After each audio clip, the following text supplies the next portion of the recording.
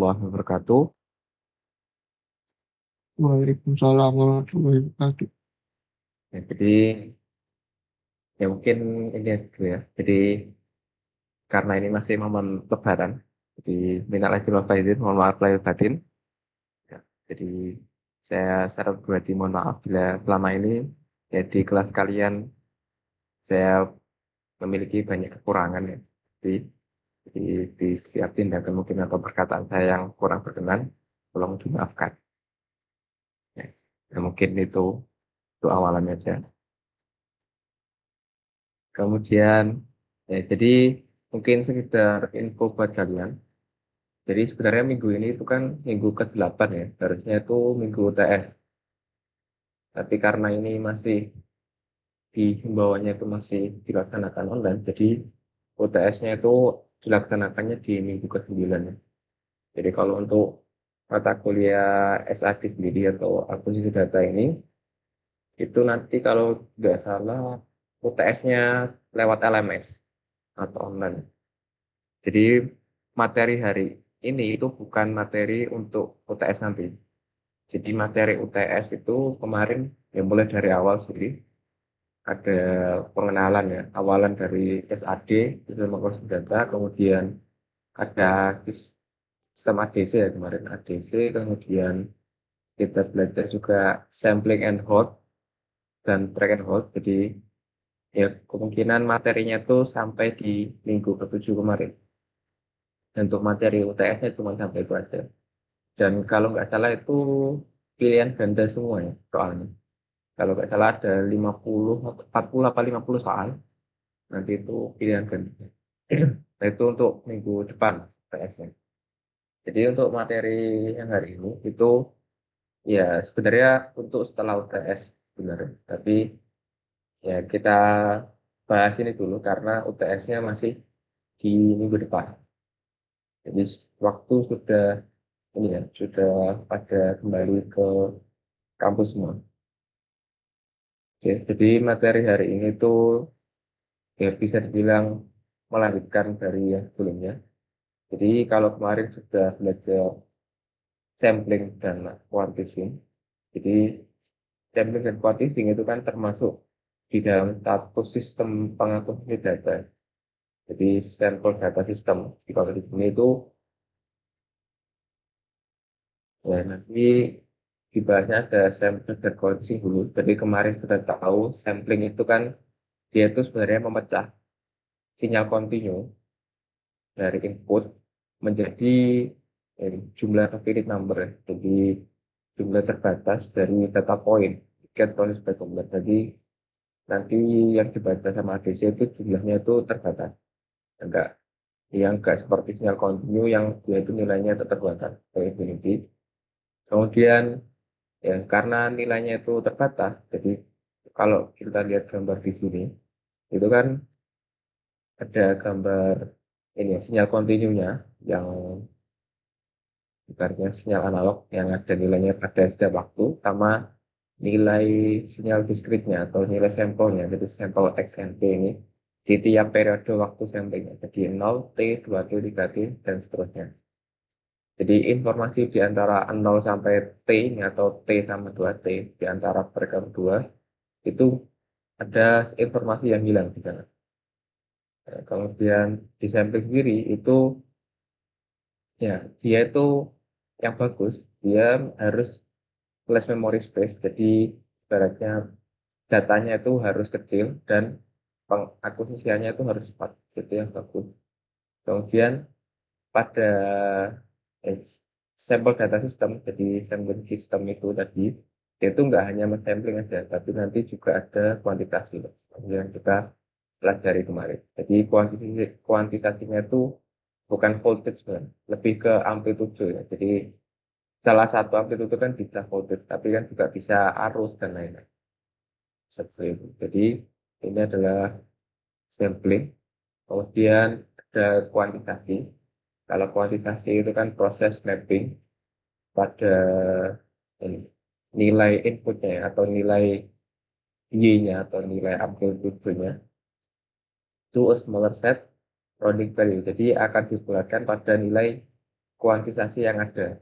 Jadi kalau kemarin kita sudah belajar nilai resolusi ADC, jadi kalau kita ingin semakin banyak nilai atau semakin ini presisi nilai si pembacaan kuantisasi, berarti resolusi ADC-nya juga harus makin besar supaya tiap stepnya itu nilainya semakin rendah.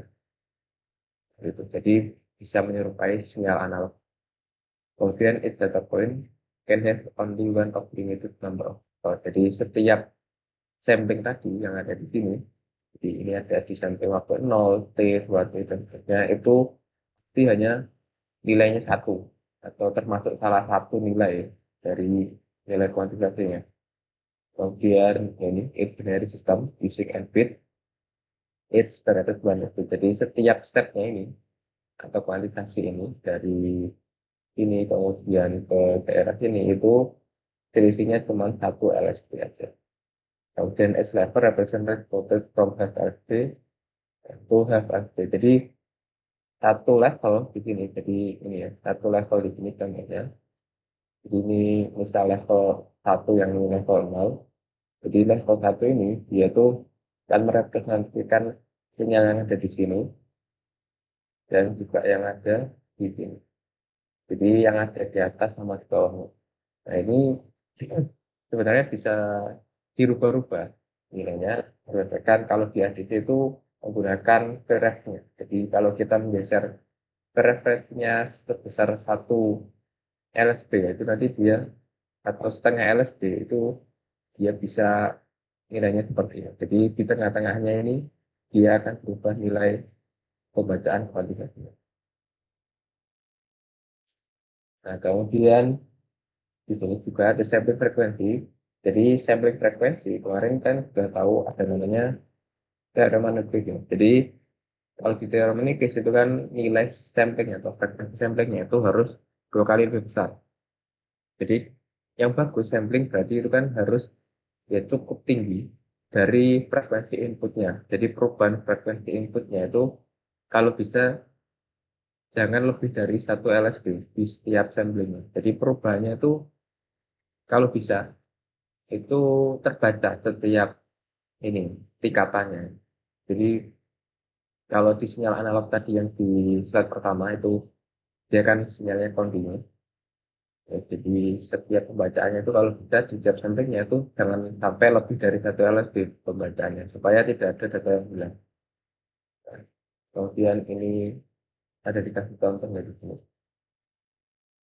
Jadi di sini dikasih contoh maksimum.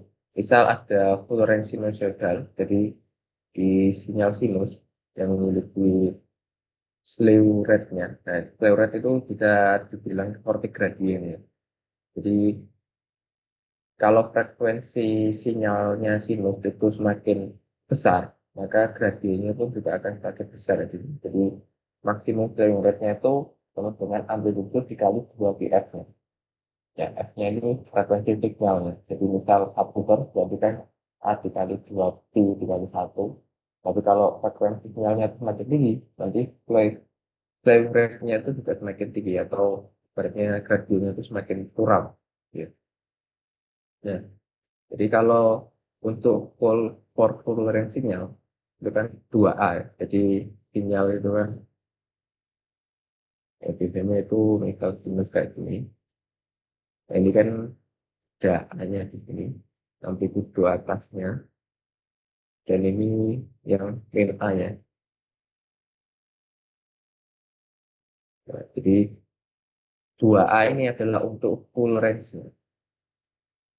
Nah, jadi full range-nya itu kan 2A. Jadi A sama min A. Jadi kalau kita punya ADC untuk membaca full range-nya ini, misal ini membaca min 5 sampai 5, berarti kan harus ADC-nya pembacaan range-nya itu kan harus 10 volt. Jadi kalau 2A itu harus sama dengan 2 pangkat N LSB-nya. Jadi yang paling bawah itu nanti 0, yang paling atas nanti yang nilai maksimalnya ya, 2 pangkat N-nya. Nah, jadi nanti frekuensi samplingnya itu setengahnya itu harus lebih dari sama dengan frekuensi sinyal dikali P dikali 2 pangkat N.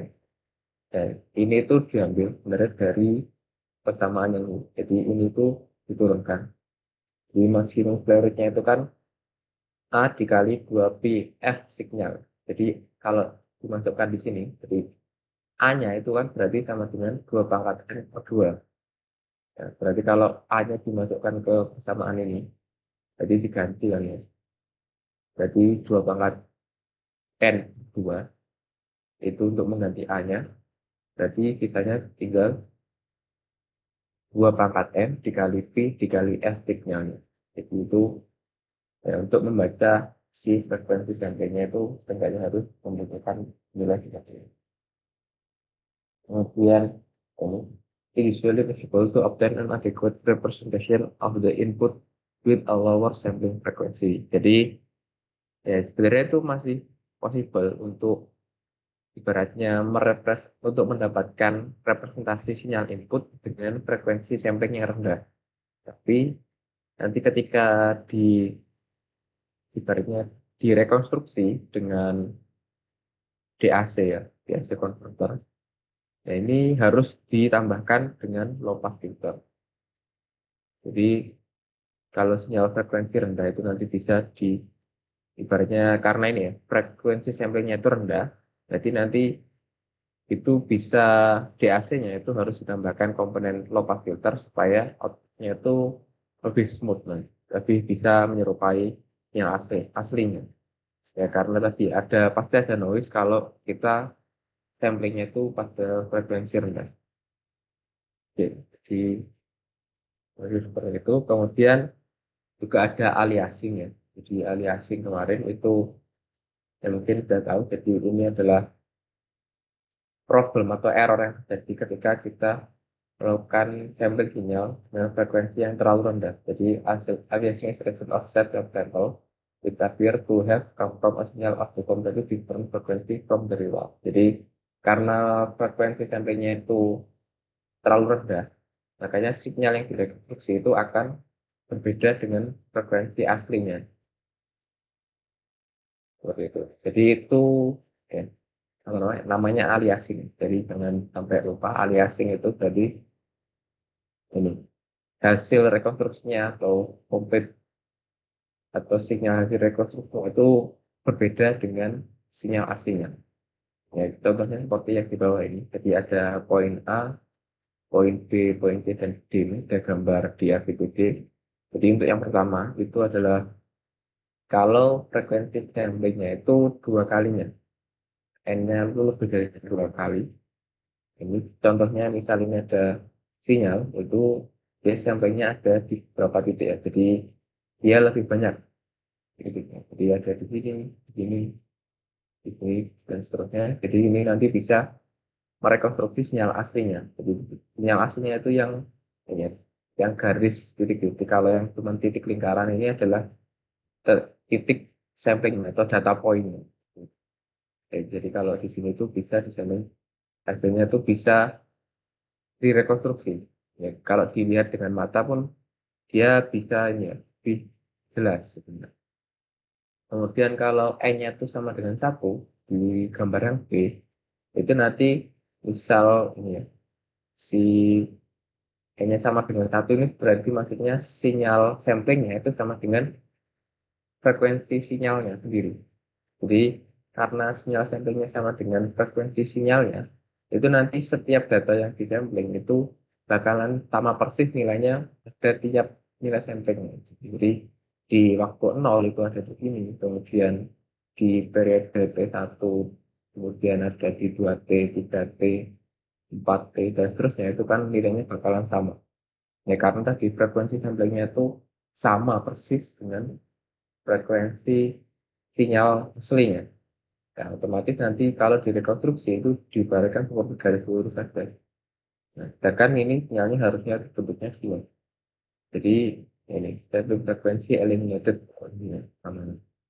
Kemudian yang di poin C, kalau misal sinyalnya yang di sampling itu terlalu tinggi atau ibaratnya sinyal frekuensi samplingnya itu rendah, gitu ya, kurang dari frekuensi sinyal aslinya malahan, itu nanti nilainya bakalan seperti itu. Jadi dia tuh di titik-titik ya, meskipun nilainya ada perubahan, tapi dia nggak bisa merepresentasikan sinyal aslinya. Di titik di 0, kemudian ada di T di sini, kemudian di sini 2T-nya, kemudian di sini 3T, 4T, dan seterusnya. Nah, jadi kalau direkonstruksi malah dia membentuk sinyal sinus juga, tapi frekuensinya itu berbeda dengan frekuensi sinyal aslinya. Kemudian ada juga yang di gambar D.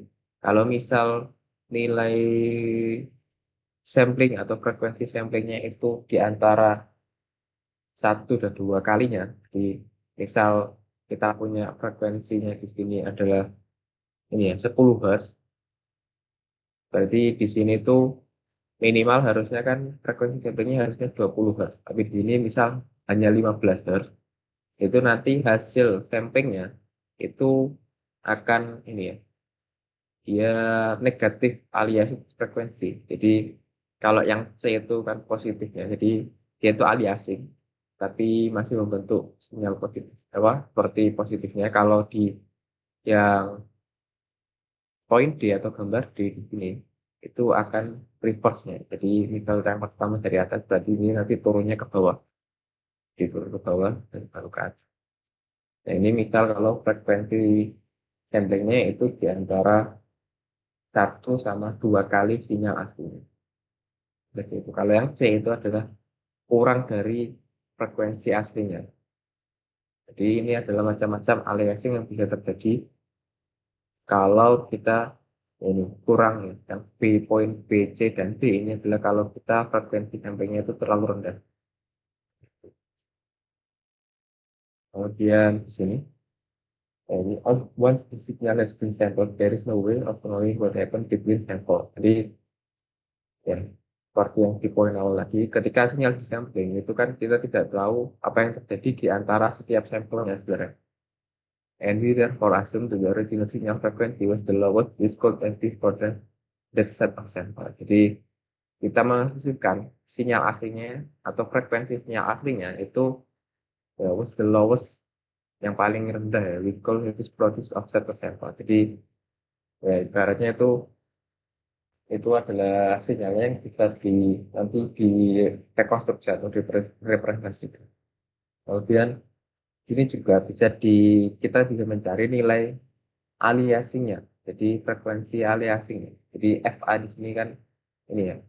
Sebenarnya FA ini adalah frekuensi aliasing atau frekuensi sebenarnya hasil dari samplingnya. Ya, sebenarnya di sini tuh FA itu sama dengan F sinyal aslinya dikalikan dengan 1 ditambah NK gitu. Jadi yang di poin gambar ABCD ini, di ABCD di sini, C, D sama D ini. Dan nilai frekuensinya ini atau hasil aliasing ya di sini. Ini kan di sini ya. Ini kan frekuensinya seperti ini. Kalau yang di sini kan frekuensinya sama, ya ini 10 Hz. Kalau yang di sini frekuensinya seperti ini. Kemudian di sini frekuensinya sama, cuman dia ini ya apa namanya kebalikannya atau negatifnya. Itu bisa dihitung dengan persamaan ini. Jadi FA itu frekuensi aliasing sebenarnya. Kemudian F6 itu di sini adalah sinyal aslinya sebenarnya. Jadi frekuensi sinyal aslinya. Kemudian K itu adalah nilai integernya. Kemudian N itu adalah number of sample. Oke. Jadi tadi kan juga ada 4 case ya. Jadi case A, B, C, D. Jadi ada 4 possibility ketika kita mensampling sinyal. Jadi yang pertama itu ya, kalau dia frekuensi samplingnya N-nya itu lebih dari 2 kali frekuensi aslinya. Jadi kalau frekuensi samplingnya di sini lebih dari 2 kalinya, itu nanti FA-nya, frekuensi aslinya itu sama dengan frekuensi sinyal. Jadi kan ini benar. Kalau frekuensi aliasing di sini berarti kan frekuensi hasil samplingnya itu sama dengan frekuensi sinyal aslinya. Berarti kan ini samplingnya sudah benar. Jadi ini ya gak masalah. Ini adalah ibaratnya cara sampling yang paling bagus. Jadi frekuensi samplingnya lebih dari 2 kali. Kemudian kalau kasus yang kedua tadi ya, frekuensi samplingnya itu sama dengan satu kali frekuensi aslinya atau frekuensi sampling sama dengan frekuensi aslinya. Jadi all the sample staying in the nanti mengakibatkan nilai samplingnya itu semuanya sama. Dan sample value tergantung dari fasenya sendiri. Jadi kita nggak tahu nilainya berapa, tapi nilainya itu nanti pasti bakalan sama kalau frekuensi sampling itu sama dengan frekuensi aslinya. Ya, meskipun kalau di real aslinya itu mungkin nggak bakal sama persis ya, tapi akan mirip semua nilainya. Ya, misal selisihnya hanya 0, berapa seperti itu, tidak terlampau jauh. Jadi di sini FA-nya itu atau hasil frekuensi aliasingnya atau frekuensi hasil samplingnya itu bakalan ya nih, frekuensinya bakalan nol. Ya, seperti di gambar ini ya. Jadi kalau ini kan cuma sinyal lurus ini. Jadi ibaratnya dia tuh sinyalnya frekuensinya nol di sini. Karena ya, itu dia cuma seperti sinyal DC biasa. Ya, jadi itu untuk kasus yang kedua kalau nilai frekuensi samplingnya itu sama dengan satu kali frekuensi aslinya. Kemudian yang case ketiga kalau dia nilai frekuensi samplingnya itu kurang dari frekuensi aslinya atau n kurang dari satu di sini. Itu nanti FA-nya itu sama dengan ini 1 ditambah NK tadi atau tadi di persamaan yang atas. Jadi F6 dikali 1 ditambah NK. Di sini berarti nanti persamaan sama dengan F6 ditambah K dikali F sampling. Ya. Jadi ini nanti jadi frekuensi hasil sampling sendiri. Itu kemudian yang terakhir, jadi kalau dia N-nya itu kurang dari 2 kali dan lebih dari 1 kalinya, itu nanti ini min K sama dengan min 1, nanti frekuensi samplingnya atau frekuensi aliasnya di sini atau hasil samplingnya tadi itu bakalan kebalikannya FSAM min F6. Bisa ditulis sebenarnya ini ya F6 ini min F6 dikalikan ditambahkan dengan K dikali FSAM. Jadi kalau K-nya itu min 1 ya di sini. Jadi N-nya ini itu kan ini frekuensi di samplingnya. Gitu. Kurang lebih seperti itu. Jadi nanti dia akan reverse ya untuk yang kasus keempat itu reverse-nya dari yang kasus ketiga. Jadi nilai frekuensi atau nilai sinyalnya itu negatif seperti itu. Meskipun frekuensinya itu nanti tetap sama, cuma minus saja. Oke, kemudian ini kalau ini tadi kalau di gambar ini itu kan sinyalnya itu dalam domain waktu. Jadi ini ada amplitudonya yang di sumbu Y-nya ini. Ya, kalau sumbu X-nya ini kan waktu, ya, time. Tapi kalau yang di sini itu adalah sinyalnya dalam domain frekuensi. Ya, jadi ya, di sumbu X-nya ini kan frekuensi semua. Jadi keempat kan tadi ABCD. Ya, jadi yang pertama itu kan nilai frekuensi samplingnya itu kan ini sama seperti nilai frekuensi si aliasing atau hasil sampling. Kalau di sini itu ya frekuensi signalnya itu ada di sini sekitar sebenarnya kalau tadi dilihat gambarnya itu kan 10 hertz ya.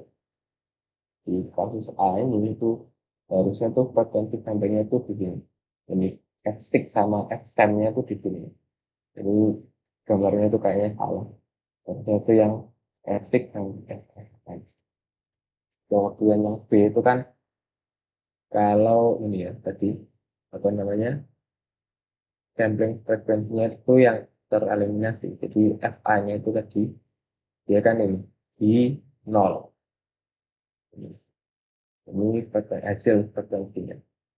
Jadi kalau frekuensi signal itu ada di sini, kemudian frekuensi samplingnya itu juga ada di sini, sama-sama 10%. Jadi kalau kita kayak tadi, itu nanti hasilnya itu di sini FA-nya. Jadi kalau yang A ini, itu nanti FA-nya itu juga ada di sini. Ini FA-nya gitu. Ini FA-nya juga ada di sini. Jadi kalau frekuensi samplingnya ini kan 2 kalinya ini F signal ya. Jadi F signalnya itu Ya, kalau ini 10 Hz berarti ini lebih dari 20 Hz SAN-nya. Nanti itu frekuensi aliasingnya itu ada di sini posisinya. Ya, kemudian yang C itu kalau N-nya kurang dari satu, ini kalau N-nya kurang dari satu itu berarti kan di ini ya, frekuensi sampelnya itu ada di sini. Ya ini karena frekuensi signalnya itu yang di sini. Kalau misal sistem settingnya ada di sini, maka frekuensi aliasingnya itu bakalan ini di range ini atau enggak di sini. Jadi ini adalah hasil frekuensi, ini domain frekuensi ya. Jadi nanti hasil samplingnya itu ada di sini atau hasil aliasingnya. Kemudian kalau yang D itu kalau lebih dari satu, tapi kurang dari dua kali, jadi misal ini sinyalnya ada di sini, frekuensinya 10 Hz-nya ada di sini, kemudian ini frekuensi samplingnya itu ada di sini lebih kan ya. Tapi nggak sampai dua kali, jadi misal dua kalinya itu ada di sini, jadi dia kan masih di range 1 sama 2 ya. Kalau ada di range ini, itu nanti FA-nya, frekuensi aliasinya itu bakalan kebalikannya dari yang kasus B. Jadi FA-nya itu bakalan ada di ini, ada di sini. Nah, itu frekuensi dari aliasnya. Jadi kalau misal lagi di sini, berarti yang ininya, yang D-nya nanti di sini. Tapi kalau yang C-nya itu di sini, nanti yang D-nya itu nanti berada di sini. Jadi ini sebenarnya sama ya, kayak yang gambar di sini. Gambar yang punya di slide ini, ABCD-nya ini. Tapi kalau yang ini kan dalam domain waktu penggambarannya. Kalau yang ini, dia penggambarannya dalam domain frekuensi. Ya. Ini kalau kita belajar sinyal itu ya cukup banyak ya, akan dibahas dalam domain frekuensi. Jadi yang dilihat itu frekuensinya saja di sini. Kemudian ya tadi, ideally anti-filter is designed with subcut of introduce a large specific into the pass band signal. Oke, jadi ya karena tadi bisa terjadi aliasing ya. Jadi salah satu yang bisa digunakan itu adalah filter anti aliasing sendiri. Ya, supaya mencegah ini tadi apa namanya frekuensi hasilnya ini itu enggak ini enggak melebihi atau enggak jauh berbeda dari frekuensi sinyal aslinya. Jadi harusnya kan ini ya frekuensinya itu harusnya di samping itu harus tetap di sini yang benar. Tapi kalau dilihat di sini yang kasus BCD ini itu kan frekuensi aslinya ada di sini. Ya. Tapi karena frekuensi sampingnya itu kurang tepat. Ya. Jadi ada yang frekuensi sampingnya sama, kemudian kurang, ada yang di antara satu sama dua kalinya. Itu nanti hasil sinyalnya itu kan jelek ya di sini, kemudian ada di sini, kemudian ada juga yang di sini. Ya, salah satu mengatasinya itu bisa menggunakan anti aliasing filter. Nah, jadi the filter require different low frequency separation with the wanted and unwanted component. Jadi kita sebenarnya untuk menggunakan filter anti aliasing ini kita harusnya sudah tahu sinyal yang diinginkan itu frekuensinya berapa dan yang tidak diinginkan itu berapa. Jadi di sini itu ada 3 jenis filter yang dijelaskan ya nanti ya. Jadi ada namanya filter Butterworth. Nah, ini kelebihannya itu dia has the fastest response in the passband. Ya, jadi passband kemarin ya benar sudah ini saya jelaskan ada low pass filter, high pass filter sama passband. Ya. Jadi ada ini band pass atau passband. Jadi kalau band pass itu kurang lebih dia itu kayak gini. Ini frekuensi pasnya.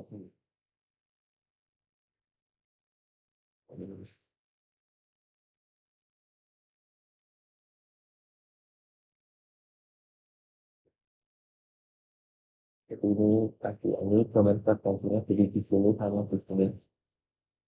Nah, misal ini kita pengennya tuh muatannya 10 sama 15. Jadi oh, ini bisa digunakan sebagai aliasing filter. Jadi kalau ada sinyal yang melewati passband ini dan frekuensinya itu di luar 10 sama 15 itu bakalan diredam. Jadi ini penguatannya seperti itu. Ini salah satu contohnya tadi ada Butterworth, yaitu has flattened response in the passband. Kemudian ada Basel filter di sini, yaitu ini fase shift-nya itu proporsional dengan frekuensinya, sehingga ini menyebabkan least waveform distortion. Jadi distorsinya itu menjadi sedikit because all component are greatly delayed. Jadi karena semuanya itu terdelay. Kemudian ada yang terakhir namanya filter Chebyshev sendiri. Jadi which has this steepest cut off but has ripple in the passband. Jadi dia itu memiliki cut off yang ini ya, berarti curam gitu. Kemudian a digital filter may be used for anti-aliasing, providing it does not generate spike. Jadi ya, digital filter itu juga bisa digunakan untuk mereduksi spike-nya. Jadi ini providing does not generate spike. Jadi seperti sinyalnya itu tiba-tiba naik sendiri ya. Kemudian digital filter have the great advantage that the filter clock frequency may be a multiple, say 10 of the sampling frequency, and if the sampling frequency is changed for any reason, the filter frequency track it. Jadi, nah ini, jadi digital filter itu ya dapat digunakan ketika clock frekuensinya itu bisa berubah ya. Jadi misal berubah tiba-tiba berubah 10 kali of the sampling frequency. Jadi nanti itu sampling frekuensinya itu juga bisa meningkat akhirnya. Jadi misal sinyal yang kita sampling itu awalnya itu dia 5 Hz. Kemudian di tengah-tengah prosesnya itu berubah menjadi 50 Hz. Nah, itu kan nanti ini filter frekuensinya itu dapat ya di track ya. Bisa dirubah nilai frekuensi samplingnya. If the sampling frequency is changed for any reason. Nah, itu. Jadi digital filter itu ya berbeda sama filter yang pakai rangkaian kemarin. Jadi digital filter itu lebih ke kalau secara implementasi lebih ke pemrograman sendiri atau matematiknya di pemrograman. Oke, kemudian tadi ya ada filter Butterworth. Jadi sini dia memiliki the flattest response in the passband. Ya, ini Butterworth filter response ya. Ini. Jadi yang gambar A ini itu adalah gain frekuensinya, yang B ini adalah phase frekuensinya. Nah, jadi ini ada 1, 2, 3 itu ordernya. Jadi semakin tinggi order filter itu dia tuh bakalan lebih curam hasil filternya. Jadi ya ibaratnya kemarin udah tahu. Jadi filter yang bagus itu kan sebenarnya seperti sinyal kotak ya. Jadi di frekuensi cut off-nya di sini. Nah, itu harusnya dia langsung turun ke nol. Nah, bukan turun ke nol, harusnya itu redamannya itu harusnya langsung tinggi sehingga output sinyalnya itu bakalan menuju nol. Nah, mendekati nol seperti itu. Ya, jadi kalau di sini Butterworth itu responnya kurang kayak gini. Jadi kalau di sini kan yang paling bawah ini di sini itu adalah normalized frekuensi. Ya, jadi misal ini frekuensinya untuk filternya, jadi misal ini 10 Hz, berarti yang di 1.0 ini adalah 10 Hz nilainya. Nah, misal 100 Hz itu di filter yang kita pakai, berarti di sini itu 10 Hz-nya. Jadi di sini itu bisa dibilang frekuensi cut off-nya. Jadi kalau dia lebih dari frekuensi cut off-nya atau ibaratnya nilai range frekuensi yang kita inginkan itu nanti dia akan diredam. Ya, semakin curam ini ibaratnya si ordernya, maka redamannya juga akan semakin cepat mendekati nol nanti sinyalnya. Nah, ini untuk Butterworth itu responnya bisa digambarkan seperti grafiknya ini. Kemudian ada Basel, jadi Basel ini tadi ya, dia shift proporsional to frekuensi. Jadi pasifnya itu proporsional terhadap frekuensi. Tapi kalau yang di sini, yang Butterworth itu kan enggak, jadi dia itu enggak proporsional ya, pasifnya terhadap frekuensi. Tapi kalau di sini itu dia proporsional di order 1, 2, 3, 4, 5. Nah, kalau ya, karena pasifnya proporsional, tapi dia untuk yang gain-nya, penguatan sinyalnya di sini itu bakalan ya ini tadi responnya beda-beda. Jadi order 1 itu dia turunnya ibaratnya meskipun dia tuh penguatannya itu agak kurang besar atau redamannya itu kurang besar di lebih dari ininya 1.0-nya ini normal frekuensinya. tapi dia bakalan turunnya tuh lebih cepat gitu. Tapi kalau yang ini order yang selanjutnya ini, yang 10.98 meskipun dia rekamannya tuh lebih lambat daripada yang order rendah, tapi dia akan mulai turun pelan jika sudah frekuensinya itu terlalu melebihi cut off. Di sini 30 kali, 10 kali, 50 kali, dan seterusnya. Ini ada namanya bezel filter. Kemudian terakhir ada Chebyshev sendiri. Ya, Chebyshev ini dia status ya, status cut off. Nah, ini seperti sinyal kotak ya bentuknya di sini. Di sinyalnya tuh ya harapannya itu sebenarnya kayak gini. Tapi realnya tuh dia pasti ada ini ya, responnya turunnya itu perlahan. Redamannya itu nggak mungkin pas di normalize frekuensinya, pasti ada redamannya. Kalau di sini itu kan order yang paling yang ke-10 itu kan 3 kalinya normal frekuensinya. Itu baru turun sampai ini 140 dB. Jadi redamannya itu min 140 dB. Kalau untuk phase frekuensinya itu nanti dia phase shift-nya itu akan kurang kayak gini. Di yang ini ordernya semakin tinggi itu dia bakalan langsung turun di sini. Ya ini kalau nih beratnya kita frekuensi cutoff-nya di sini. Kalau terlalu tinggi si passive-nya itu nanti frekuensinya itu malah berubah di sini. Ini namanya fase passive. Ya, jadi kalau tidak itu untuk filter anti aliasing sendiri. Jadi ya, aliasing tadi kan ini ya, terjadi karena frekuensi sampling sinyalnya itu terlalu rendah. Di sini itu bisa diatasi pakai filter anti aliasing sendiri. Jadi kita pakai tiga ini metodenya, Butterwood, Basel, sama Chebyshev. Itu nanti untuk mengatasi tadi anti aliasing yang terjadi ya, karena frekuensi sampling tadi yang terlalu rendah. Nah, tapi meskipun kita pakai filter ini, itu tidak menjamin hasilnya itu juga bagus. Tapi yang paling bagus tadi ya, frekuensi samplingnya itu harus 2 kali lebih besarnya. Nah, seenggaknya itu minimal 2 kali lebih besarnya, supaya nanti hasil rekonstruksinya itu bisa lebih mendekati sinyal aslinya.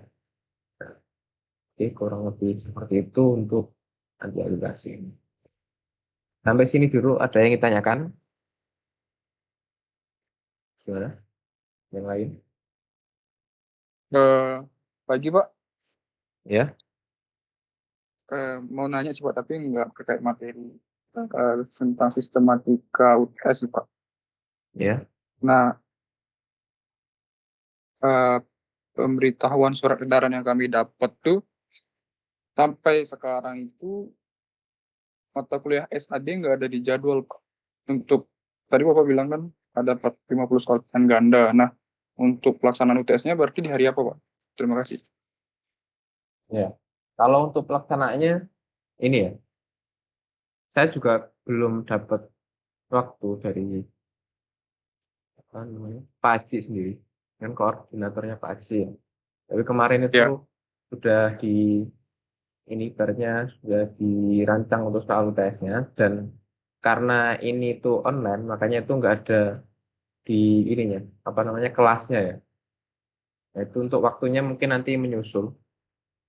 Ya, mungkin bisa malam atau mungkin saya juga kurang tahu ya. Karena kemarin tuh kayaknya Pak Haji lupa daftar ke LA-nya. Jadi nggak ada keluar dari LA kan ya. Oh gitu Pak. Berarti pelaksanaannya online di tidak onsite ke kampus itu dan LMS medianya. Ya, sepertinya kayak Oh, gitu. oh, Ya, baik, nanti Pak. kalau ada informasi nanti saya kabarin lagi gitu lah. Baik. Terima kasih, Pak. Thank you. Oke, ada yang lain? Kalau nggak ada, saya lanjutkan dulu materinya sampai ya tadi kan ini ya kita baru bahas ibaratnya frekuensi sampling tadi ya, pengaruhnya sampling dan juga filter untuk si anti aliasing sendiri. Ini tadi intinya tuh di sini pengaruhnya dari aliasing. Jadi kalau terjadi aliasing ini sendiri, kalau sinyalnya frekuensinya itu enggak ini ya, enggak memasuki kriteria yang di sini, yang poin A, itu nanti dia sinyalnya akan berubah yang hasil sampelnya ketika nanti direkonstruksi. Oke, kemudian ini saya lanjutkan dulu. Kemudian ini ya, Camat kemarin juga sudah tahu ini atau sampling sendiri. Itu kan sistem penguji data atau sistem ADC sendiri. Itu kan ada ini ya, sinyal analog inputnya. Atau kalau di sini itu dilambangkan sama XAT. Jadi kalau ada T kecil di dalamnya itu berarti sinyalnya itu sinyal analog ya. Jadi ini adalah persamaan untuk sinyal analog. Kemudian setelah lewat sampling, itu nanti dia akan berubah simbolnya jadi XN. XN ini adalah untuk sinyal diskrit. Jadi sinyal analog yang kayak gini, itu nanti akan berubah jadi sinyal diskrit seperti ini. Nah, ini sinyal diskritnya. Kemudian setelah sampling itu kan ada quantising ya. Jadi quantising itu tadi dia itu membulatkan nilainya berdasarkan nilai tadi ya, bisa dibilang ADV-nya sendiri. Nah, itu nanti bisa dinotasikan menjadi XGN. Nah, jadi ini kan dari yang awalnya dia itu cuma di mapping dari sumbu X, kalau yang ini hasilnya itu mapping pada sumbu Y juga. Jadi sinyal terkuantisasinya itu bentuknya seperti ini. Nah, setelah itu ketika disimpan dalam komputer itu nanti kan harus di ini kan ya. Berarti untuk penyimpanan memorinya supaya lebih efektif, makanya ada coding ya di sini atau encoding ya. Kalau kemarin kita sudah pelajari di sistemnya ada encoding, ya bentuknya itu bit biner. Ya, makanya itu nanti sinyalnya itu ya cuma seperti ini hasil akhirnya atau sinyal digitalnya itu 1 0. Biasanya itu sinyal digital itu ini ya menggambarkan cuma 1 0 1 0. Tapi kalau sinyal diskrit, ya, kalau di sini atau sinyal berkuantisasi ya ini sebenarnya masih sinyal diskrit. Diskrit itu dia tuh ada nilai rate-nya ya. Bukan nilai rate-nya. Intinya tuh bukan hanya 1 0 sebenarnya. Ini sinyal diskrit, yang ini sinyal digital. Biasanya itu untuk membedakan antara sinyal ini di dalam ibaratnya hasil dari ADC-nya sama sinyal ketika di proses sampling sama quantising. Ada sinyal quantising dan sinyal diskrit sama sinyal digital. Ya, meskipun bentuknya mirip ya sebenarnya. Jadi dalam sampling sinyal itu kan ada sinyal analog sebagai input, kemudian outputnya itu kan sinyal diskrit. Ya. Jadi sinyalnya itu belum digital ya kalau sebutannya. Ini tuh sinyalnya itu hasilnya diskrit, jadi ada sampling time, ada samplingnya. Di sini disebutkan seperti saklar. Jadi kalau ada sinyal kayak gini, sinyal kontinu yang inputnya ini, ya ini inputnya, itu nanti output hasil samplingnya itu yang ini. Jadi ini outputnya. Kayak tadi. Ya, ini. Ini kalau dilihat kan gambarnya bisa ini ya. Kita bisa merekonstruksi dia mirip seperti sinyal asli. Nah, ini adalah pencuplikan sinyal. Jadi merubah analog menjadi diskrit. Oke, kemudian ini sampling data itu merupakan satu hal yang sangat penting. Oke, jadi proses ini itu merubah representasi sinyal yang tadinya berupa sinyal kontinu menjadi sinyal diskrit dapat juga diibaratkan seperti saklar analog tadi. Itu membuka dan menutup pada periode waktu tertentu. Nah, kemudian ini. Jadi sinyal hasil sampling. Jadi misal ini inputnya itu nama sinyalnya itu RT, gitu ya. Kalau tadi kan XT ya. Di awal lagi XT,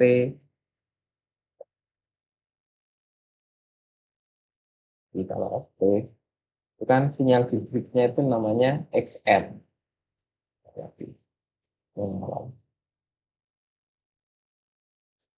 Jadi hasil samplingnya itu bisa diberi nama XN atau di sini kalau namanya RT ya. Ibaratnya ini cuma simbolik aja.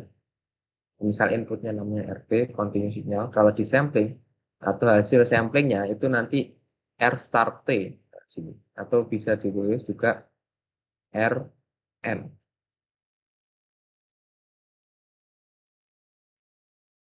Biasanya itu kurungnya itu kurung figur. Jadi R start T itu sama dengan RN.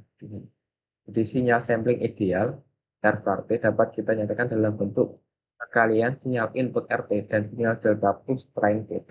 Oke. Nah, ini pembahasan di sini lebih ke matematis ya. Jadi yang pertama itu misal ini RT ya, di sini itu RT, ini RT-nya, ini sinyal input kontinunya, kemudian di sini itu adalah sinyal samplingnya, ini, atau bisa dinotasikan menjadi PT. Nah, ini misal bentuk sinyal inputnya itu kayak gini. Nah, kemudian di sini adalah sinyal samplingnya, ya ini.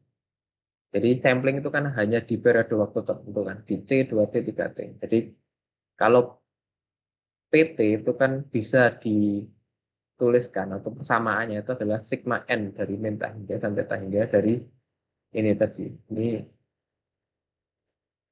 Ini apa namanya? Impuls ya. Jadi impuls dari periode waktunya itu T min NT. Jadi ini tuh simbolnya untuk impuls, sinyal impuls. Sinyal impuls itu maksudnya yang ini, tiap satunya ini. Ini impulsnya. Nah, ini nanti kalau kalian belajar ini ya, mungkin apa namanya PSWD sama PSWK. Nah, ini kalau ini tuh PSWD biasanya karena ini domainnya diskrit ya. Ya, pengulangan sinyal waktu diskrit sama pengulangan sinyal waktu kontinu atau nanti juga ada di sistem kendali dasar ya. Itu nanti nah, sistem kendali dasar sama sistem kendali digital itu pasti kita akan menemui namanya impuls, kemudian unit step dan lain-lain. Kalau di sini itu impuls ya. Ini itu untuk sebenarnya impuls. Jadi impuls itu nilainya itu seperti ini ada satu. Jadi biasanya itu nilainya satu. Nah, kurang lebih ini di impuls itu kayak gini. Jadi nilainya impuls kalau dengan bersamaan itu kan T min NT. Jadi N-nya itu kan ada di awalnya 0 ya bisa dibilang di sini 0 sampai tak hingganya itu ya maksudnya tak sebenarnya ini enggak tak hingga juga. Jadi ini tuh kita itu ingin sampainya itu sampai atau nilai waktu berapa. Misal kita cuma frekuensi ibaratnya kita mensampling cuma 5 kali, berarti kan cuma sampai di 5T atau itu 5T. Jadi kalau dimasukkan kalau si ibaratnya impuls ini sama dengan 0 ya, di waktu 0 itu nanti nilainya sama dengan 1. Seperti ini. Itu maksudnya dari persamaan yang ini secara matematika. Dan kalau R star T-nya itu sama dengan PT-nya dikali dengan RT-nya. Jadi sinyal ini dikalikan dengan sinyal yang ada di sini. Itu nanti hasilnya bakalan menjadi R star T. Jadi R star T berarti kan ini berarti ya, persamaan dari RT-nya. Jadi kita kan ibaratnya ini kan kita nggak tahu ya persamaannya apa. Jadi bisa dituliskan dengan simbol RT di sini. Simbol RT dikali sama PT-nya. PT-nya tadi yang ini. PT-nya itu sigma dan min hingga dari ini sigma T min epsilon ya, ini T min NT. Oke, kemudian ini input ya. Jadi yang simbol kayak gini itu input. Jadi hasil RT-nya itu nanti bakalan menjadi seperti ini. Jadi sinyal yang ini tadi, yang continue, itu bakal menjadi discrete. Nah ini kalau ditulis secara matematik itu nanti sinyalnya bakalan seperti ini. Karena kenapa jadi seperti ini? Itu kalau kau masukkan nilainya di impuls ini ya. Jadi kalau dia itu nilainya bukan 0, jadi kan kalau ini nilai range-nya kan sebenarnya kontinu di sini. Kalau ini tuh menghasilkan nilai yang bukan 0, itu nanti dia itu nggak ada nilainya. Makanya di sini nggak ada nilainya. 0 ini yang di antara tiap sampelnya ini. Nah, kurang lebih seperti itu. Jadi ini untuk persamaan secara matematika. Ya, kemudian sampling dalam domain waktu dan frekuensi. Jadi ingat representasinya dalam domain frekuensi. Jadi gambar di samping menunjukkan sinyal AT. Ini simbol ya. Misal kita punya sinyal namanya AT di sini, disampling dengan red FS. Ya, frekuensi samplingnya. pada domain frekuensi sinyal didapatkan dalam AF. Nah, begini ya ibaratnya yang ini itu adalah sinyal dalam domain waktu. Kalau yang ini itu adalah sinyal dalam domain waktu juga, tapi discrete. Kalau yang bawahnya ini, yang C itu adalah domain frekuensi. Tapi dalam ini domain frekuensi dari sinyal kontinu, kemudian yang D ini itu adalah sinyal dalam domain frekuensi dari sinyal yang di B, gambar B. Jadi kalau di sampling of analog sinyal A, ini time continuous, ini untuk yang AB ini, kemudian ini frekuensi domain time continuous sinyal. Jadi yang C itu untuk sinyal kontinu, kemudian yang D itu ya is folded around the sampling frequency and multiple D. Nah, jadi ini adalah untuk yang AS ya. Ini untuk frekuensi dasar sampling. Oke, jadi kalau sinyal yang A ini sendiri, yang di AT ini sinyal kontinu itu dia itu frekuensinya itu sebenarnya ada di sini, referensi frekuensi. Ini contohnya frekuensi sinyalnya. Jadi frekuensi sinyal kayak gini itu dia ada di net ini sampai gini. Kemudian kalau sinyalnya yang ini, yang AF ini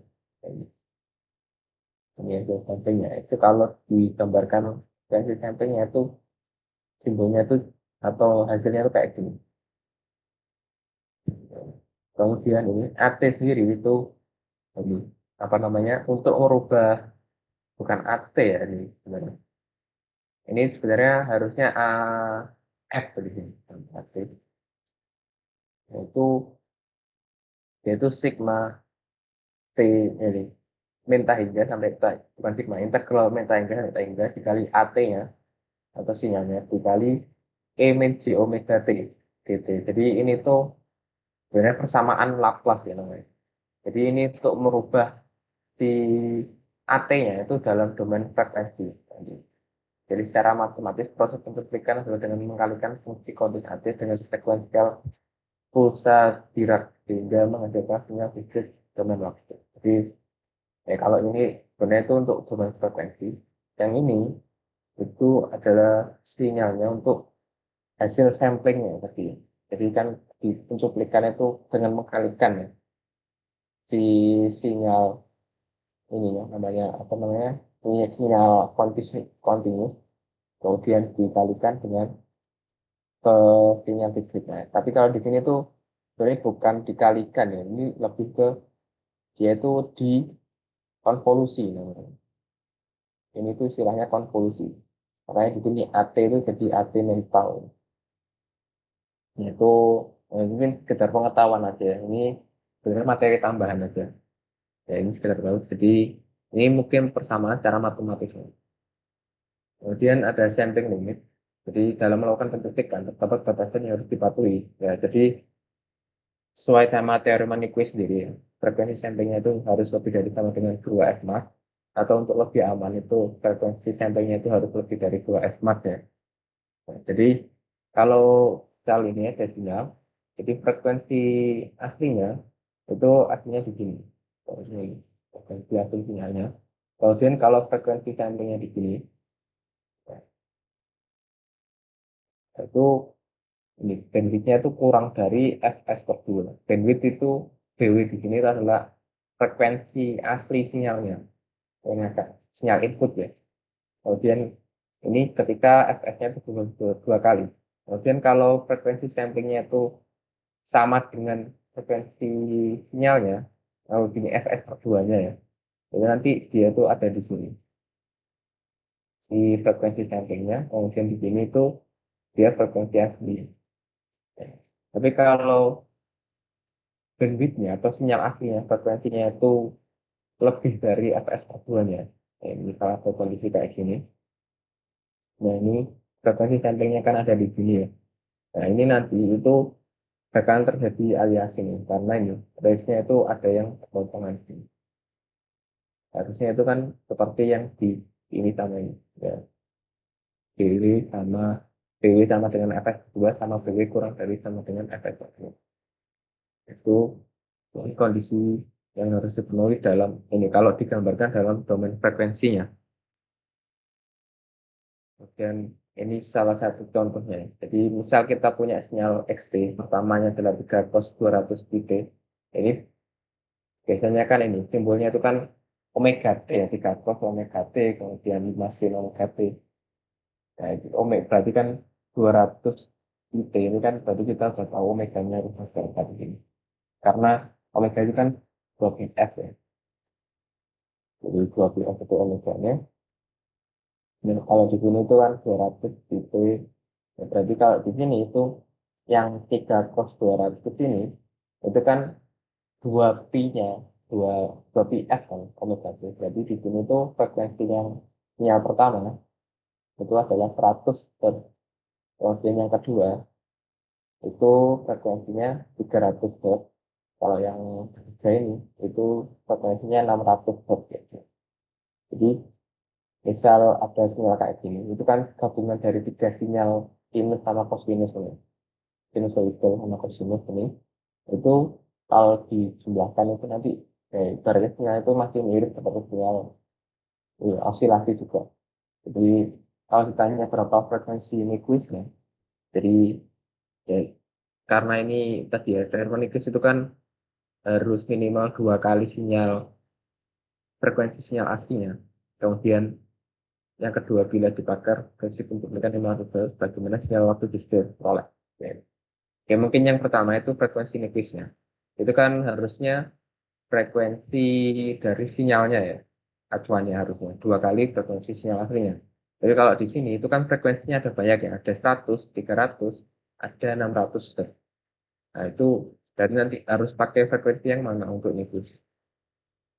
Jadi yang pertama itu kan tadi sinyal analognya kan pertamanya kayak gini, 3 cos 2 pi 100 t. Jadi kan 200 ya tadi. Jadi kalau dirubah jadi 2 pi f itu kan jadi frekuensinya itu harusnya ada 100, 300, sama 600. Nah, jadi frekuensi maksimum itu kan di 600 Hz dari sinyal XT ini. Jadi frekuensi Nyquist-nya itu adalah 2 kali 600-nya. Jadi 1200. Jadi di sini. Jadi untuk mensampling sinyal itu pada sinyal XT ini, setidaknya itu dibutuhkan 1200 Hz minimal. Jadi kalau kita menggunakan frekuensi pencuplikan 500 Hz, berarti kan otomatis dia itu kan kurang ya, kurang dari 2 kali sinyal aslinya. Jadi nanti pasti akan terjadi aliasing sendiri. Jadi kalau secara matematika dari hasil samplingnya itu kan XN ya kalau hasil sampling. Kalau XT ini kan sinyal analognya. XN ini adalah hasil diskritnya. Jadi XN itu sama dengan XN dikali T. Nah, T di sini adalah periode. Kalau periode berarti kan seper F. Ya. Seper F itu frekuensinya. Berarti XN Fs. Jadi XN-nya itu 3 cos kali 2 pi 100 per 500 ya di sini. Nah, tadi frekuensi samplingnya kan 500 ya. 100 per 500 dikali N, kemudian yang ini jadi 300 per 500, yang 7 cos 2 pi 600 per 500. Kalau disederhanakan jadi 3 cos 2 pi 1/5N, 5 sin 2 pi 3/5N, sama 7 cos 2 pi 6 per 5. Oke. Nah, kalau di sini, nah ini sinyalnya ya, hasil samplingnya. Nah, kalau dilanjutkan, sebenarnya ini lanjutannya jadi gini. Jadi 3 cos 2 pi 1/5N itu kan sudah nggak bisa dirubah. Kemudian 5 sin 2 pi dikali 3/5N itu dia bisa dirubah menjadi ini 5 kali sin 2 pi 1 min 2/5N. Jadi bisa dirubah kayak gini.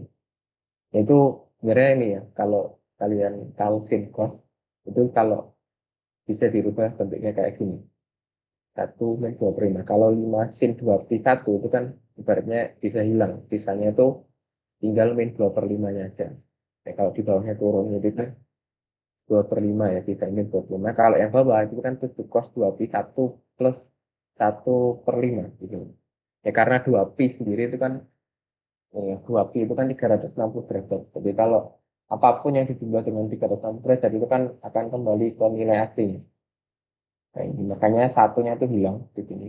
Ini juga hilang, 1 + 1/5 itu juga hilang. Jadi yang bawah itu 7 cos 2pi. Yang aslinya 6/5, jadi bisa sisanya 1/5. Kemudian yang 5 sin 2pi min 2/5 itu karena minnya di dalamnya ini bisa dikeluarkan. Jadi hasilnya yang terakhir karena ini sama ya cos 2pi/5n, ini juga cos 2pi/5n, jadinya 10 cos 2pi/5n min 5 sin 2pi/5n. Nah, ini hasil sinyal sampingnya. Nah, jadi hasil sinyal sampingnya di sini itu kan kurang karena ini frekuensi sampingnya itu terlalu rendah daripada frekuensi sinyalnya ya di sini 600. Setidaknya itu kan butuhnya minimal di sini. Makanya nanti sinyalnya itu karena melanggar kriteria ini harus dirubah frekuensi samping. Jadi kurang lebih kayak gitu untuk melihat soal nomor 1 dan 2. Ya, jadi mungkin ini gambarnya kurang jelas ya. Jadi yang ini gambar ini tuh yang tadi yaitu sinyal inputnya tadi ya yang di sini. Jadi yang 3 cos ini itu adalah sinyal inputnya XT. Jadi ke XT itu kalau digambarkan sebenarnya kayak gini. Jadi gabungan beberapa frekuensi tadi ya, ada 100, 200 sama 600 Hz. Jadi 100, 200, 300 sama 600 Hz. Kemudian di bawah ini itu adalah sinyalnya ketika digambarkan dalam domain frekuensi.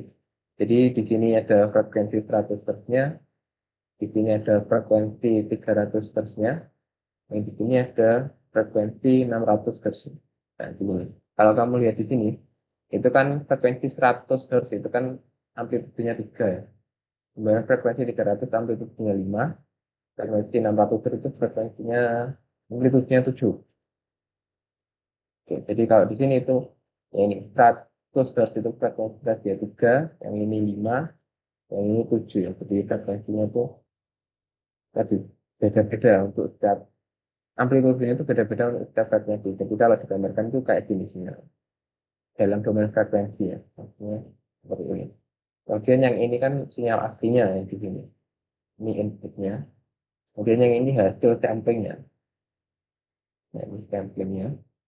Nah, tapi karena frekuensi samplingnya itu cuma 500 Hz, jadi kalau digambarkan, jadi kan XN-nya tadi kan ketemunya seperti ini.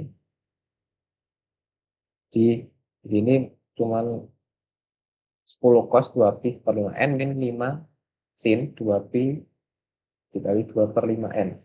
Nah, itu kalau digambarkan sinyalnya itu kan jadi seperti ini. Jadi ya, berubah ya sinyalnya itu daripada sinyal aslinya yang harusnya seperti ini. Ini berubah. Nah, kalau digambarkan atau direpresentasikan dengan domain frekuensi, sinyal ini itu nanti frekuensinya itu dia ada di sini. Ada dua tadi ya. Di sini sama di sini. Ini ada dua. Tapi kalau ini tuh asalnya ya dari persamaan ini. Frekuensi tadi ya. Ada di 1/5 ini sama 2/5 ini. Jadi 500 ya. Jadi frekuensinya di sini kan ini karena ini 500 berarti yang atas ini 100 Hz, yang ini 200 Hz. Ya, di sini makanya tuh hasilnya itu ada 100 sama 200 Hz. Ya, kalau kamu lihat di sini. Nah, itu ya, beda ya antara sinyal inputnya yang harusnya frekuensinya ada juga ya dari sini. Sehingga di sini cuma ada tadi. Nah, ini karena aliasing tadi. Ya. Kemudian tadi ada filter aliasing sendiri. Di filter anti aliasing. Jadi kesalahan pemilihan frekuensi tadi jarang terjadi. Yang umum terjadi adalah aliasing akibat noise frekuensi tinggi. Jadi sebenarnya aliasing karena ibaratnya kita salah memilih frekuensi sampling itu jarang terjadi. Tapi yang ibaratnya kalau itu kan kita sebenarnya sudah bisa mengatasinya dengan setting frekuensi samplingnya itu kan bilangnya tinggi. Itu sudah bisa mengatasi permasalahan kalau kita ini frekuensi samplingnya itu terlalu rendah. Itu kan sudah bisa kita setting secara manual. Tapi yang terjadi secara mungkin implementasinya itu karena noise frekuensi tinggi. Ya, jadi kalau kita menggunakan perawatan listrik itu kan bisa terjadi interferensi sama terjadi gitu ya, noise seperti itu. Jadi noise-nya itu biasanya berfrekuensi tinggi. Jadi misal sinyalnya tuh cuman frekuensinya rendah, tiba-tiba ada noise ya, seperti ripple, ya itu frekuensinya tinggi. Jadi untuk mengantisipasinya kita bisa pakai anti-aliasing. Jadi untuk bukan filter anti-aliasing, jadi filter anti-aliasing adalah filter analog tipe low pass ya. Karena tadi sinyalnya itu, nah ibaratnya sinyal noise-nya itu kan frekuensi tinggi. Berarti yang frekuensinya terlalu tinggi itu bisa dianggap sebagai noise. Untuk memastikan bahwa sinyal dengan frekuensi terlalu tinggi tidak ikut dalam sampling. Makanya pakainya memastikan noise-nya tadi yang frekuensinya terlalu tinggi itu tidak ikut ketika disampling. Jadi sinyal analog tadi inputnya itu harus dilewatkan ke filter anti aliasing dulu atau lepas filter supaya nanti pembacaan ADC-nya itu bisa lebih jernih ya, atau ibaratnya lebih bagus daripada tanpa filter karena filter ini nanti menghilangkan noise tadi. Kemudian ada modulasi dan coping. Jadi dalam proses pencuplikan diperlukan sinyal menyerupai modulasi. Jadi sinyal otomatis proses modulasi adalah perkalian antara sinyal informasi dengan sinyal pembawa dengan frekuensi radial. Jadi ya ini modulasi, kalau pernah dengar istilah modulasi, jadi dia itu kan dikalikan ya, antara sinyal informasi aslinya dengan sinyal pembawanya atau carry-nya di sini. Jadi AT-nya itu di sini dikalikan dengan sin omega NT ini pembawanya modulation. Nah, nanti outputnya itu kan AT sama ini. Itu nanti hasilnya itu kan perkalian antara AT sama pembawanya ini. Itu modulasi. Teknik modulasi merupakan dasar modulasi dalam bentar transmisi tadi. Jadi biasanya tuh teknik ini itu ada di radio. Ya, bisa AM ya. Radio AM. Jadi ada AM, FM. Tapi kalau ini tuh modulasi biasanya di teknik ini itu di AM ya. Kalau di perkalian di game mix-nya atau game mix-nya ini. Nah, kalau ini game mix T ya atau sinyal hasilnya itu sampai AT dikali sin omega T tadi. Nah, jadi misal ini samaannya. Jadi misal AT-nya itu asin omega T berarti dikali sin omega T-nya jadi omega T-nya untuk pembawanya ya di sini. Lokal. Di lokal ini maksudnya si frekuensi pembawanya. Jadi nanti persamaannya itu jadi seperti ini. Jadi kalau ada sinyal AT-nya itu kalau dicampur dengan pembawa nanti istilahnya berubah ya hasilnya. Jadi ini misal kita punya frekuensi bunganya cuma segini.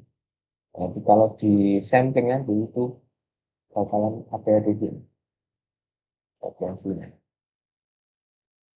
Oke, ini hasil modulasi. Ya, modulasi itu ditambahkan. Kemudian ada chopping sendiri. Kalau chopping itu digunakan untuk memperbaiki akurasi dengan memodulasi sinyal yang sensitif dan bergerak dengan sinyal tanpa error. Ya, jadi di sini tuh ini ada inputnya kayak gini. Kemudian ini ya, chop ini metodenya chopping tadi.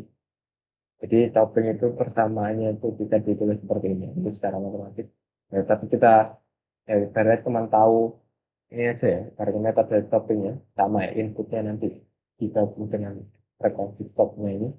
Nanti dia bakalan sinyalnya berubah jadi seperti ini.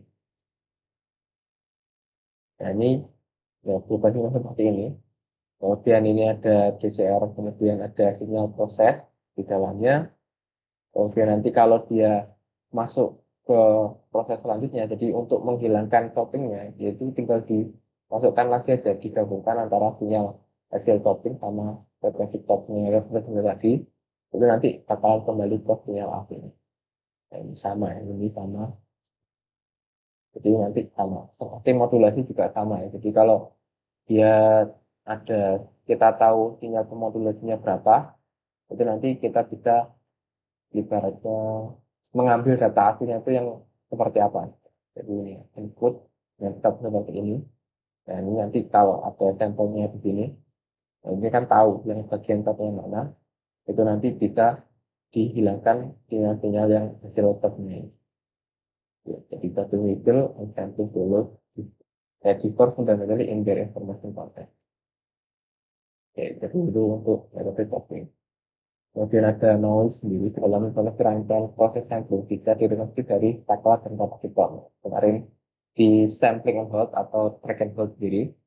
Jadi rangkaian ini mungkin akan itu masalah yang tidak dibahas dalam modul matematika eskalatory. Jadi dalam ini sampling and hold sendiri itu resistornya itu terganggu oleh thermal noise ya. Jadi resistor itu kan kalau dia dari arus listrik atau diberi tegangan itu kan dia sebenarnya menghambat ya, menghambat muatan.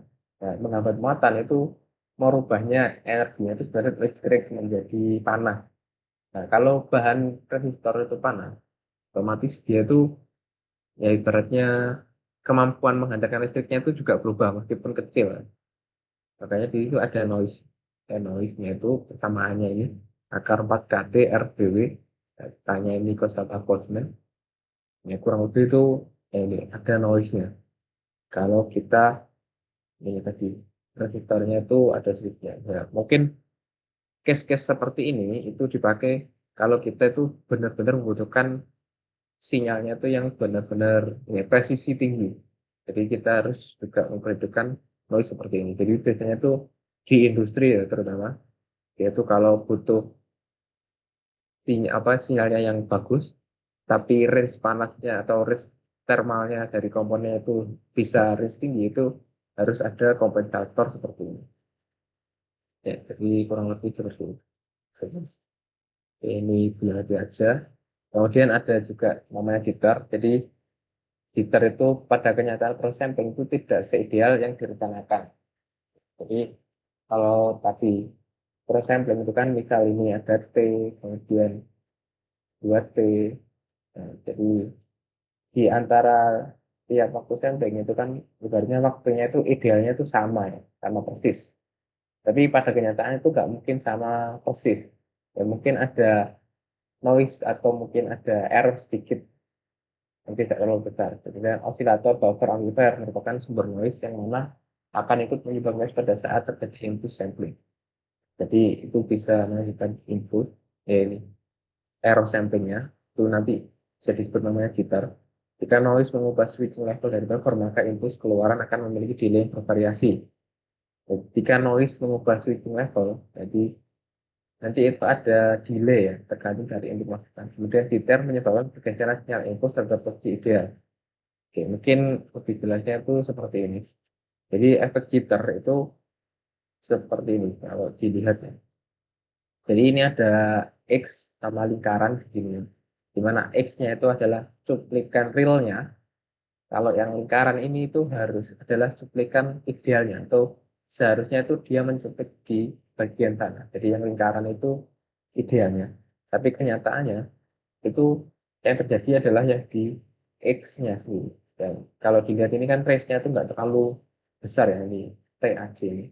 Time terjadi delay-nya.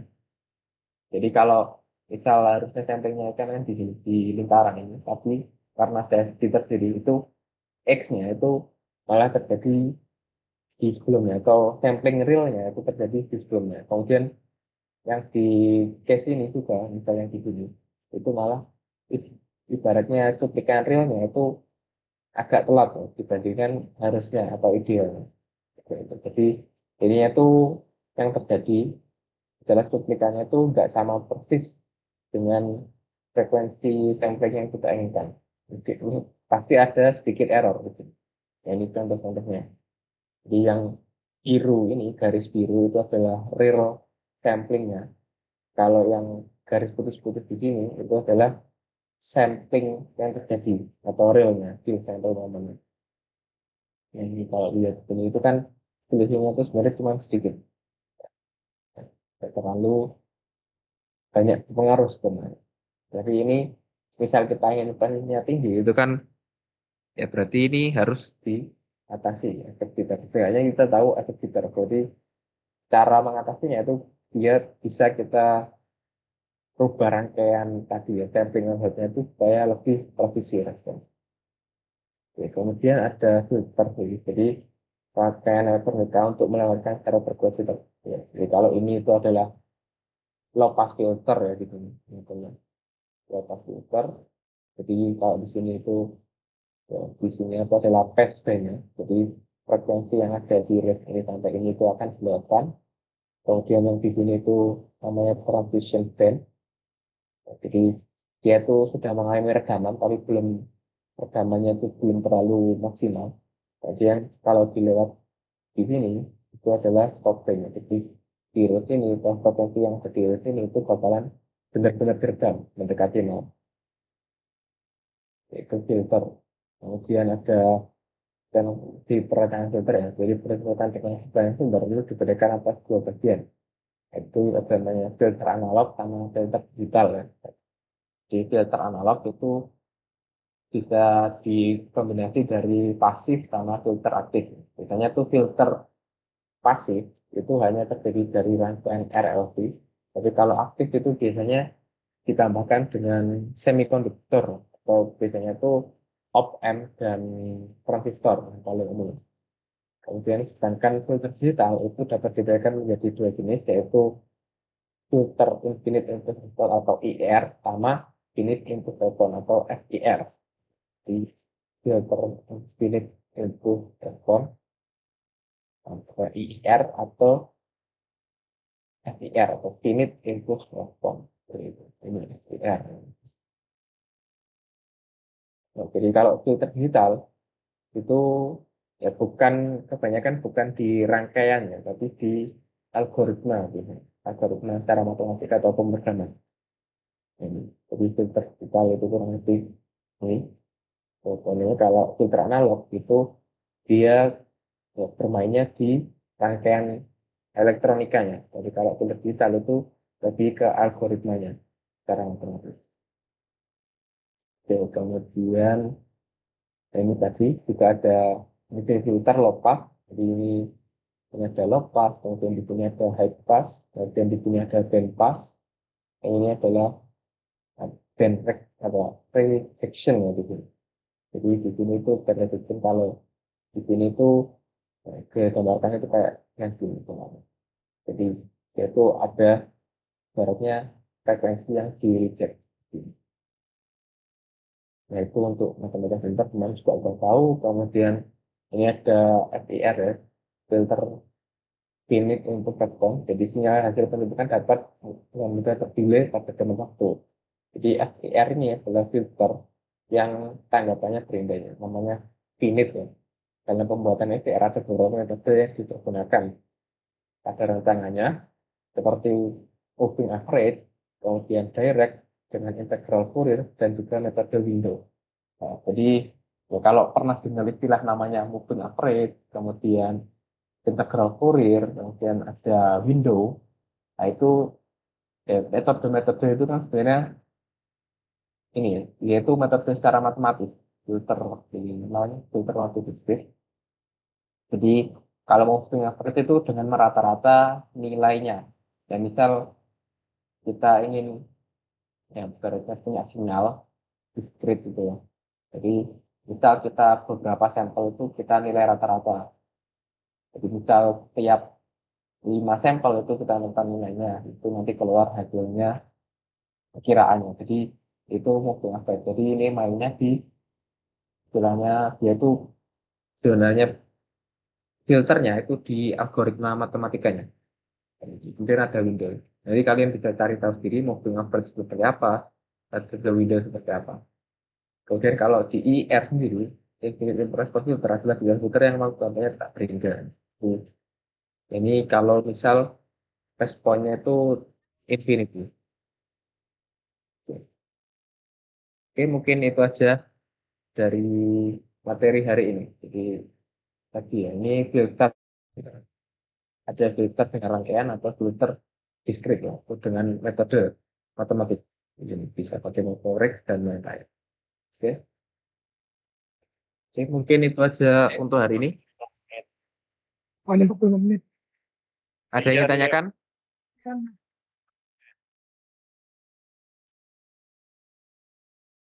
Mas, ada yang ditanyakan?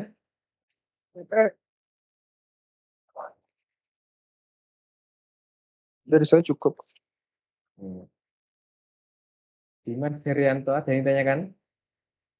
Tidak ada. Cukup, Pak. Cukup. Ya, kalau cukup ini ya, jangan lupa dipelajari materinya di minggu pertama sampai minggu ke-7 kemarin untuk UTS-nya nanti. Ya, inilah minimal itu dibaca slide-slide-nya ya. Dan kalau dari saya sendiri itu referensinya soalnya itu dari sana ada kebanyakan. Tapi kalau yang lain mungkin bisa dari yang lain. Mesin sendiri bisa nggak sih? Kan cuma dari sini emang. Ya udah mahal gitu. Ini aja Gus. Oke. Nah,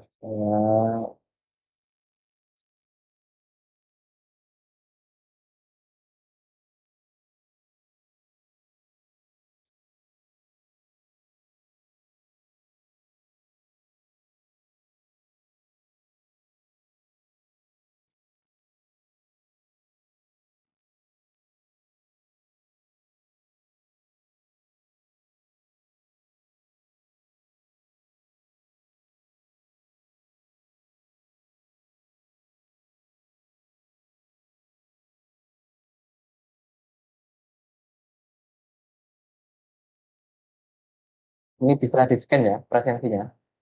Sudah kelihatan kan? Terlihat, Pak. Ya, di-scan dulu ya.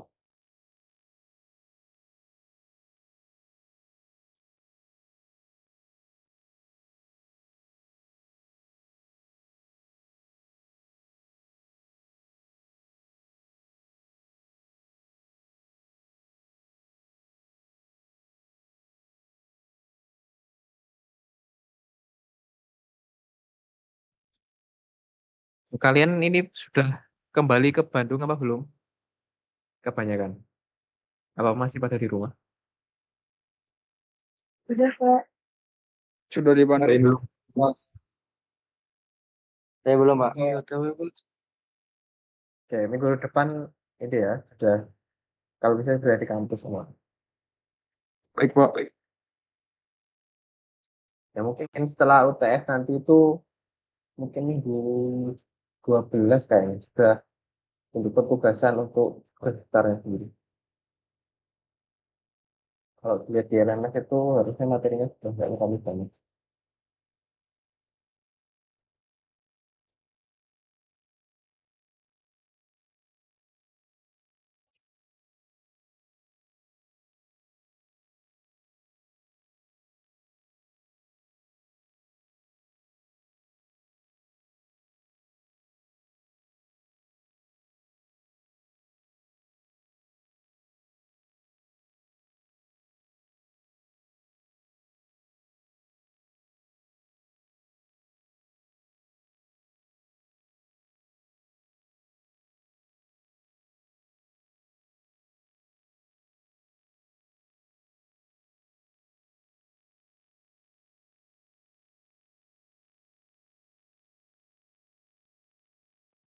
Sudah di-scan semuanya?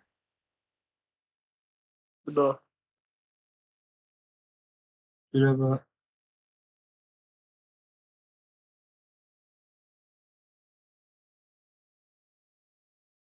Oke, kalau sudah, ya itu aja untuk materi hari ini. Jadi materi tentang sampling. Jadi kalau di LMS itu kalau nggak salah materinya minggu 9 dan 10 ya kalau di LMS tulisannya 9 10 itu masih membahas tentang tadi ya. Jadi ada filter diskrit sama filter analog harusnya. Jadi kalau filter analog kan kemarin sudah saya bahas ya sebenarnya di rangkaian-rangkaian yang macam-macam itu. Kemudian kalau filter diskrit ini yang banyak kan belum. Jadi mungkin kalau di tugas besarnya itu mungkin lebih banyak di filter di script nanti. Di yang di moving average dan lain-lain. Mungkin kita bahas di pertemuan setelah UTS nanti. Oke, mungkin itu aja untuk hari ini. Kalau sudah ada tanyakan, saya akhiri aja. Kurang lebihnya saya mohon maaf. Wassalamualaikum warahmatullahi wabarakatuh.